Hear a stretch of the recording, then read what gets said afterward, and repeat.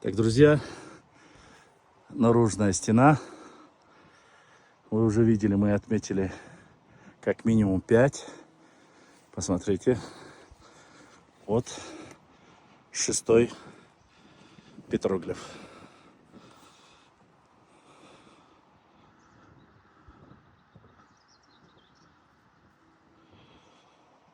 Посмотрите кладку. Оцените. Здесь уже разрушено, чтобы не упали камни. Просто положили. Мы продолжаем дальше.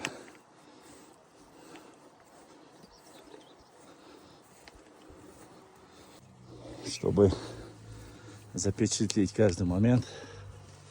Вот на каких отвесных скалах остались стены от сооружения. А вон там вот тот самый великолепный, вот, великолепная боевая башня. Никоройская боевая башня. Сам замок просто камерой не передать. А какая кладка. Вы бы видели. Просто такая красота. Вот здесь, видите, время, как говорится, свое понемногу берет. Вот. Хочу показать вам, как использовалась башенные комплексы. Вот. Сама башня сохранилась, видите. Здесь посередине тоже столб. Ширина приблизительно снизу метр. Идет на сужение. Это двухэтажная жилая башня. А вот она, красавица. Посмотрите на нее.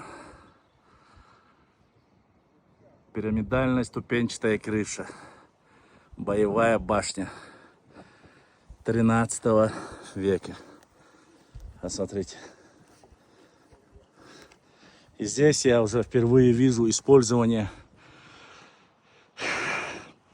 Здесь трехэтажный жилой башенный комплекс. Я вижу использование треугольных камней. Видите? Здесь мастера отличились. Если везде идет геометрический квадратный камень, то вот на этом комплексе впервые я вижу использование камня. Видите, да? Не знаю, связано ли это с чем-то или нет, но треугольные камни используются.